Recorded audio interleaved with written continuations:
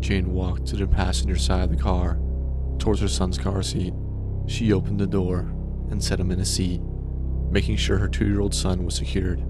She then closed the door and proceeded to head to the trunk to put the stroller away. After reaching the rear of the vehicle, her son's voices, although quiet, pierced her ears. "Mama! Mama!" he said. She could tell there was fear in his voice. She looked up and saw a man wearing a floppy hat in her car, sitting right next to her son, a gun pointed at the boy.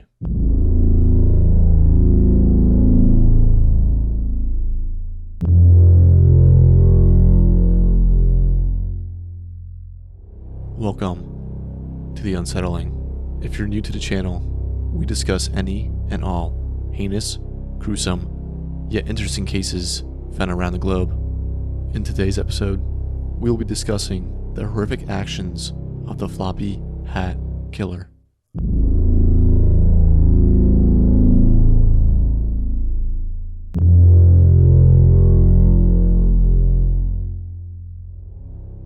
The date is August 2007. The Town Center Mall in Boca Raton, Florida was the hottest spot for parents to bring their antsy kids. The high-end mall had beautiful vegetation, fountains, ambiance, and it was truly a sanctuary for many. Many mothers referred to the mall as a great place to bring their children to calm them down when they were just too hyper. However, the mall turned from paradise to hell for one mother. We'll refer to her as Jane. Jane and her 2-year-old son were following a normal, weekly routine. Jane would often bring her son to the mall as a way to get him out of the house.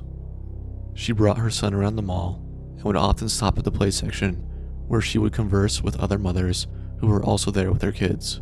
Eventually, time was running out and Jane had to start thinking about going home. She grabbed a few items from numerous stores at the mall before deciding it was time to leave. An hour or two since entering, Jane exited the mall with her son and headed straight for her black SUV. Upon reaching her vehicle, Jane's hands were full as she was juggling pushing her son in his stroller and the various bags of items they had just purchased. First, she walked to the passenger side of the car to where her son's car seat was. She opened the door and set him in his seat, making sure he was secured. She then closed the door and proceeded to head to the trunk to put the stroller away. After reaching the rear of the vehicle, her son's voices, although quiet, pierced her ears. "Mama, Mama," he said. She could tell there was fear in his voice. Jane rushed over, looked up, and saw a man wearing a floppy hat in her car. The man was sitting right next to her son. Jane was in shock and couldn't move. The man said to her, "Get in the car." Jane ignored him. "Get in the car. Now," the man repeated. After hearing this the second time, Jane noticed the suspect was holding a gun. The pistol was pointed right at her son. She hesitantly got in the driver's seat, with the suspect sitting right behind her. He ordered her to head towards a drive-thru ATM. Jane obviously followed the man's command. After arriving at the ATM, the floppy hat man directed her to withdraw $200. Jane did so and handed it over to the man. "Again," he said. Jane withdrew $200 more and handed it to the man, but he wanted more. "Again," he said. For a third time, Jane reached over and requested another $200. She got the money and handed it over to the man with the floppy hat. "Again," he said, but this time, when Jane went to withdraw another $200, she was denied. The man then said, "Just do what I say, and I'll take you back to the mall." He directed her to pull into a huge mess of 5 p.m. traffic. Stuck in traffic, Jane thought it was the perfect opportunity to try and get another driver's attention. Unfortunately, her windows were too darkly tinted for anyone to see. This was probably one of the reasons for Jane becoming a target. Running out of options, Jane was alone, with a gun to her back and her thoughts. She planned to crash the vehicle to hopefully injure her assailant, but then she thought of her son and all the horrors that would come along with it. Eventually, the gunman ordered her to pull into the rear parking lot of a Hilton hotel and told Jane to get out. "Please, don't kill me, please," said Jane. The man replied, "I'm not going to. I don't need any more problems than I already have, or any more trouble than I'm already in. The man then ordered her to swap seats with him. This is where things went from bad to worse. The man then pulls out a pair of handcuffs and cuffs Jane's wrist behind her back, and then pulls out a bag of zip ties. The man zip ties Jane's ankles together, and then zip ties her neck to the back of the headrest. The gunman reaches into his pocket and pulls out a pair of darkened sunglasses with duct tape and puts them on Jane. Since she can no longer see, Jane then starts freaking out and choking herself against the zip tie around her neck. She was gagging, gasping for air, and crying. The man loosened the ties around her neck and then began driving. He drives for some time before coming to a stop.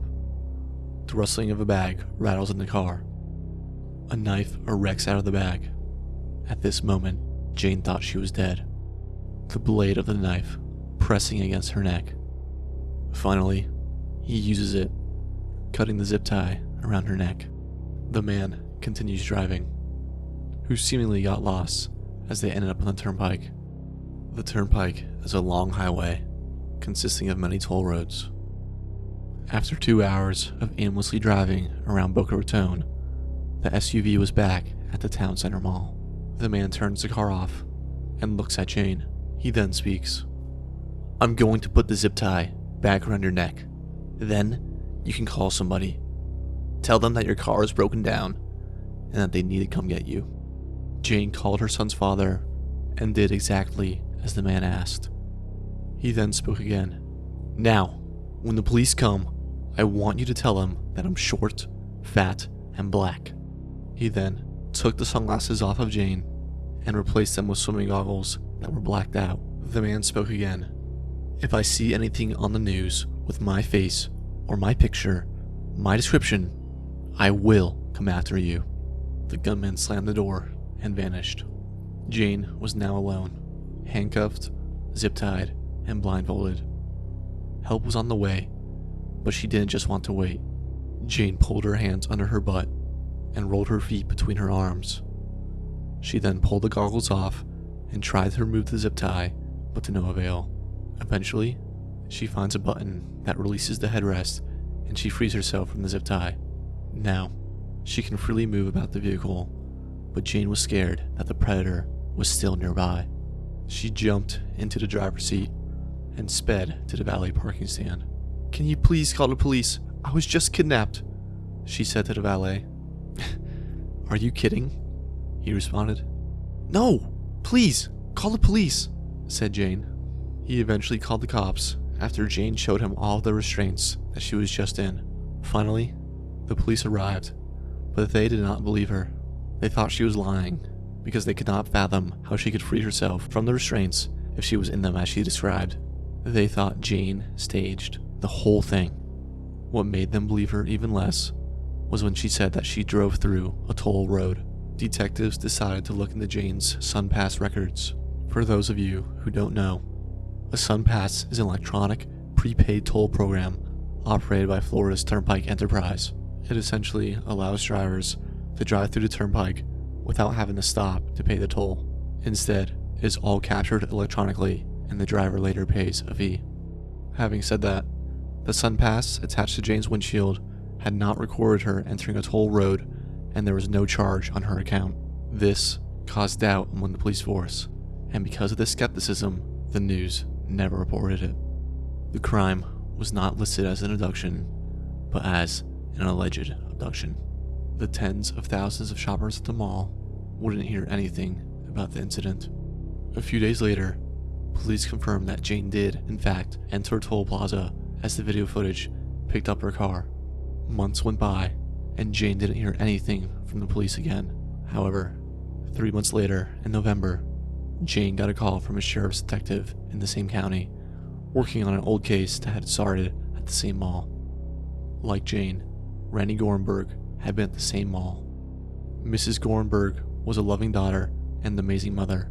On March 23rd, 2007, 5 months before the incident with Jane, Randy stopped at the town center mall a little before noon. Around 1:15, security cameras caught Randy checking her voicemail and then presumably heading back to her Mercedes SUV with blacked out windows. Unfortunately, there were no cameras in the parking lot to record what happened, but 39 minutes later, 911 received a call. "Someone got shot.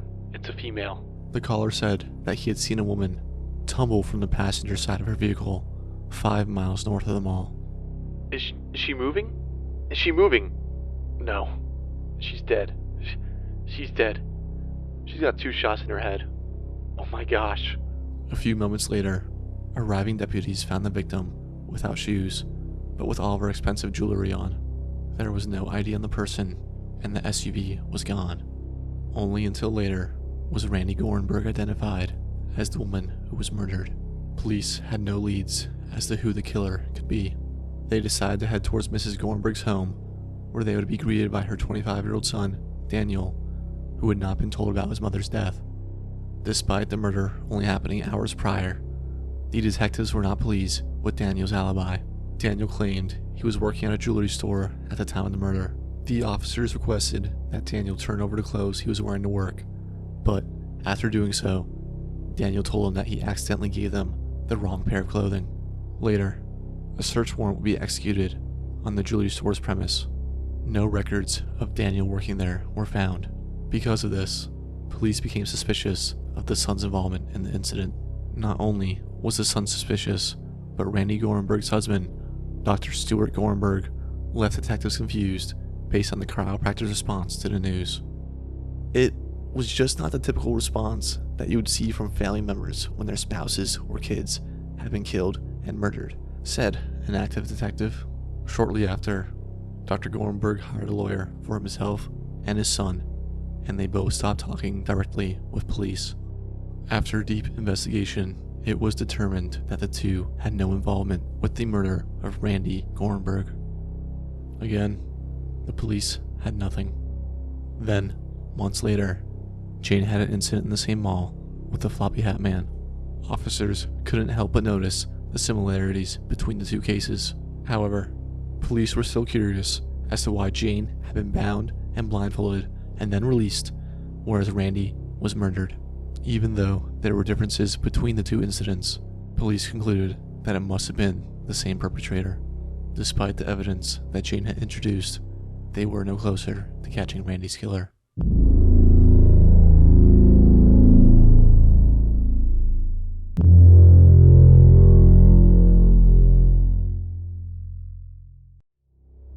Weeks pass, and Christmas shopping had begun. Because of this, the mall was packed with all sorts of shoppers, but it was unlikely that they had known about the horrors that had taken place there. On December 12th, around 1 p.m., the town center security camera took a photo of Nancy Bochico and her 7-year-old daughter, Joey. Joey Bochico was regarded as a Christmas angel by her loved ones. This is because Joey's original due date was on Christmas Day, and Nancy was 40 years old when she became pregnant with her. Even though she thought her clock was running out, Joey was a bundle of sunshine and loved by all her peers. Nancy and Joey had visited the mall numerous times before. This trip was no exception to the routine that they had. Nancy and Joey would eat at the food court, hang out, shop for a bit, and just have a great time together. Eventually, it was time to leave, and Nancy and Joey headed out the mall. At 3 p.m., they left the mall through the same exit as Randy Gorenberg. After leaving the mall, Nancy and Joey headed directly towards their black SUV. Presumably, Nancy helped Joey into her seat just before the man with the floppy hat intercepted them. Like Jane, Nancy was now looking into the barrel of a gun with her 7-year-old daughter nearby. Without hesitation, Nancy began to comply with the mysterious gunman. Nancy then attempted to call 911, but as soon as the call went through, the phone was hung up. The gunman forced Nancy to drive them to the same ATM that Jane had been directed to. She withdrew $500 from the ATM and then handed it to the man. This was enough, as the man directed her to pull away so that he could drive. Immediately after Nancy stopped the car, the man ordered her to switch seats. He began to bound her ankles with zip ties and handcuffed her wrists so that she couldn't flee. The man proceeded to attach the blackout goggles to Joey and Nancy. He reached for another zip tie to put around Nancy's neck and to then secure it to the car headrest. Nancy struggled and eventually broke free of her handcuffs, breaking both of her wrists in the process. Her attempted escape turned horrific as the man raised his firearm and shot both Nancy and Joey in the head.